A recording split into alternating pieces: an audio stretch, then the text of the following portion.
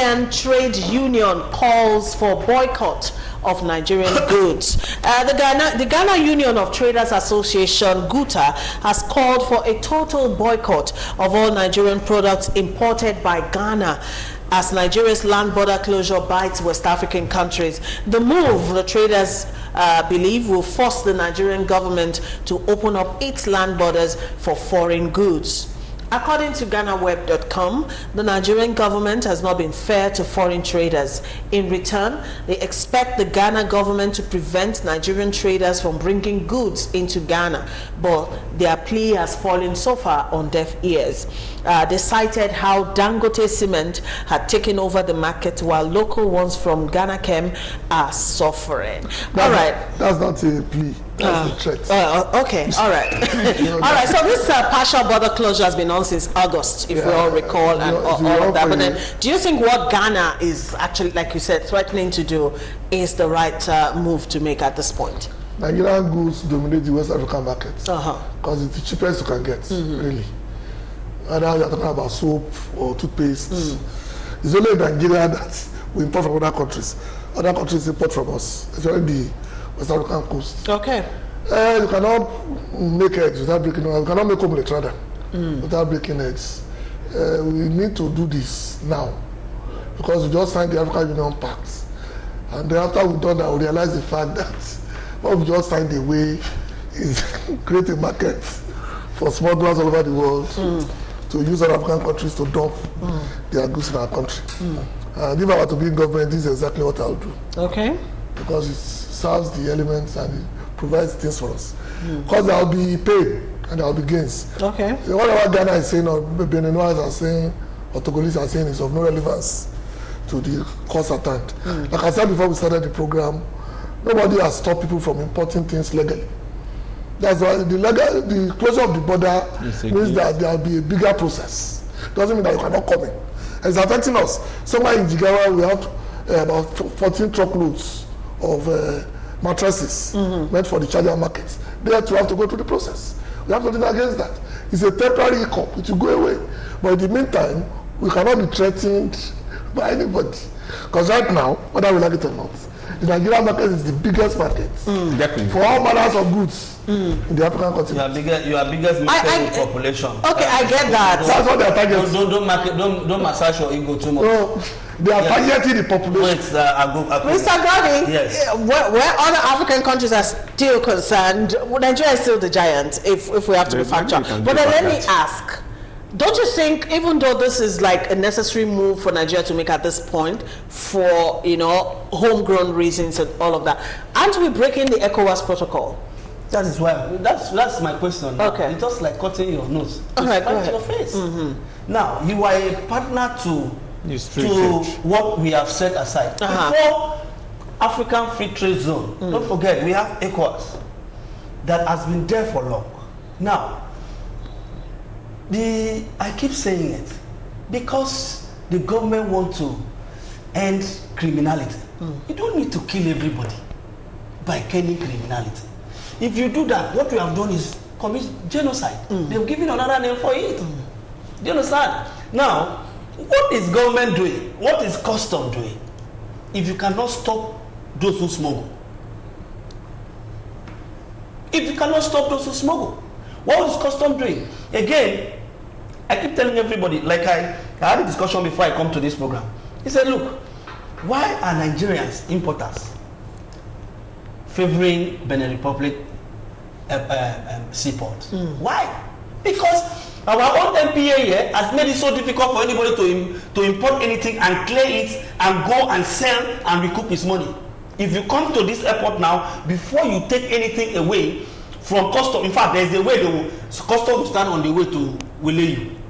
The real, normal, genuine business that you are doing, collect money. By the time you sell those things, you end up with nothing. Those are the issues. Now, why is government not tackling this problem first before you shut the border? I'm not saying that eventually we are not going to shut the border. If the same government decided to sign an agreement and said, let us do free trade for goods and for people, and the same government turn around and say, I want to close my border. What are you saying? Are you living by example?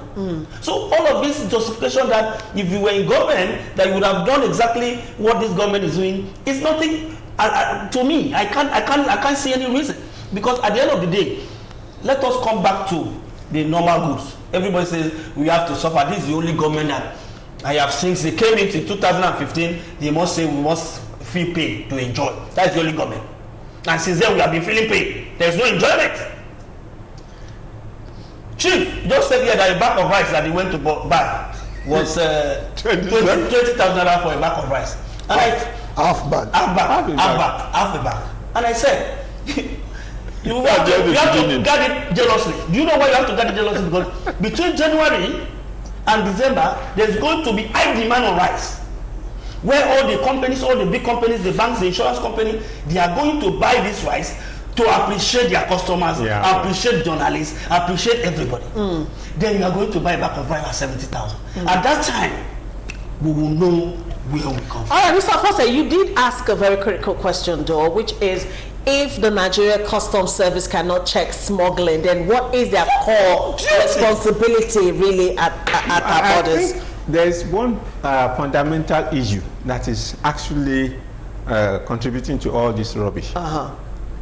The Apapa port, that gridlock in Apapa, to be able to clear your goods from Apapa takes almost forever. When the goods are cleared eventually, to even move it from Apapa to where you are going. So I have always suggested, why can't we develop the Parakot port, the Calabar port, and the other places, so that eastern importers remove congestion, take their goods straight to those places. Exactly. Then the turnaround of goods in Apapa will be much, much faster. And then the roads that are being destroyed by all these trailers will serve us longer. It's not rocket science. It's just common sense. So I don't see why we cannot develop all those things. Why were they there in the first place? To really take some burden off Apapa. And that's why people would rather channel their goods to Benin Republic and the other place, because they know they'll be able to get their goods faster. So let us tackle this issue, and then all the problems will just go away. Okay. Well, all right, Kobe, you want to add to this? No, I just wanted to say that everybody likes the ideal, but we all know that reality is different. Like I said earlier, nobody has banned importation of goods. So when God was going all out, I just laugh. Because nobody has banned, even those who truly want to import rice itself, because they can get from them and they can get the dollars, they are free to do so. That's neither here nor there. The point I'm trying to make very clearly is this. There are protocols, even within the West African agreements, that says clearly that any goods meant for the Nigerian market must be sealed. You are a transit point. It's not your custom. They pay you for bringing the goods in and you clear it. But those who are going to inspect it must be at the Nigerian border. That's the difference between disobeying the law and smuggling. The original one has not been stopped. Those who still bond their wares still get to our borders and still get the right thing to do. Of course, there are corruption everywhere. I agree. And Nigeria Customs is one of the worst. But does not change the fact that the law is very clear about how to go about these things. Let's obey the law first. You can complain later. Okay. But then I want us to react to this, is it, like you said, a threat by the Ghanaian trade boycotting Nigerian goods? I don't want hold on, Mr. Fosse. It's trying to wave those guys away like that. Boycotting Nigerian goods, is that going to be impactful on our economy? Of course. I am a brand journalist, and I can tell you that what the soft drink company they are going to declare by next year will be lesser, because especially the beverages company, the alcoholic companies that produce beer and the rest of it. I can tell you that breweries. Breweries. What they brew in Nigeria, in fact, 50% of it goes to Togo, Guinea, and Ghana. You understand? So these things will have effects. And again, in our normal mentality, Nigerian mentality, when you say close, you close everything. It's just like what happened during when this Afenifere chieftain's daughter was killed, and in Ore Road, yeah. You saw what happened. Every security was at every point. And it slowed down everything. And that's the way we act. And because Mr. President says, close the border, so nothing goes in, nothing comes out. We are doing our job. That is what we are talking about. I'm not against closing the border anyways. Again, if you are self-sustaining, if you can feed yourself, please, you can close the border. The Ghanaian trade union have the right to issue a threat because again, their job is also at stake. Because if they continue to patronize what comes from Nigeria, like Dangote cement, right, and leave their own, because you know the financial power that our company carries to another market. Of course. If you go to Ghana and see how Glo operates, you think Glo comes from Ghana. I'm telling you, you need to go and see. So you find out that their own smaller cement companies are suffering. So what they also do is to say that now, Ghanaians, don't buy Dangote cement, don't buy Elephant cement, buy our own. Whatever we use, let us also begin to grow our own. Okay. So at the end of the day, we are now begin to build in South Africa, in West Africa, we are now begin to build in silos. Ghana is a Ghana, Benin Republic. Nigeria is Nigeria. Like what we were trying to. Okay, and then the whole ECOWAS idea is already, I get that. Yeah, but at the end of the day, okay, that would be like cutting the nose to spite the face. Who are going to suffer the consequence? And they will grow their economy, sir. They will grow their economy. Their own local company will grow. Yes, that's what you are saying. How long does it take to grow?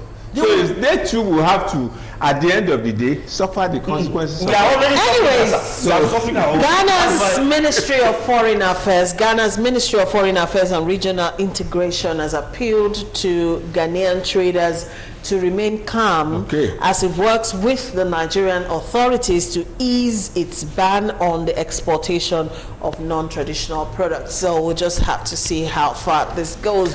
All right.